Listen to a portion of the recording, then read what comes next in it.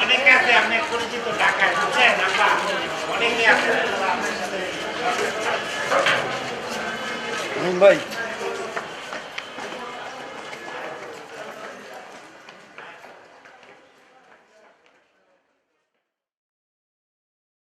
খাদ্য মন্ত্রণালয়ের খাদ্য সচিব যিনি ইসমাইল হোসেন তাকে এই খাদ্যমন্ত্রী যিনি ছিলেন সাধনচন্দ্র রায় তার বিরুদ্ধে একটা মামলা চলমান রয়েছে। সেই চলমান মামলায় 65টা ব্যাংক অ্যাকাউন্টে সন্দেহজনক লেনদেনের মাধ্যমে 43 কোটি টাকা হস্তান্তরযোগ্য অর্থাৎ ট্রান্সফার করা হয়েছে। সেই বিষয়ে সন্দিগ্ধ আসামি হিসেবে আমাদের দুদকের তদন্তকারী কর্মকর্তা তিনি একটি আবেদন করেছিলেন তাকে এই মামলায় সোন অ্যারেস্ট দেখানোর জন্য। আজকে আমরা সেই আবেদন করেছি এবং আসামিকে আদালতে উপস্থিত করানো হয়েছিল। আসামি এসেছিল এবং শুনানি শেষে বিজ্ঞ আদালত মঞ্জুর করেছে।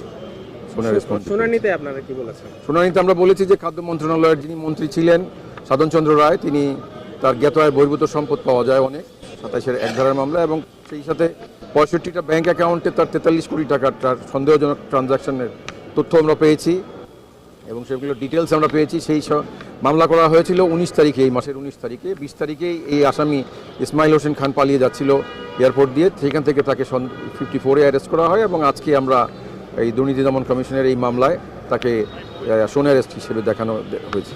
মানে 43 কোটি টাকা কি সেটা সাধনচন্দ্র রায়ের ব্যক্তিগত ইয়েতে ছিল নাকি?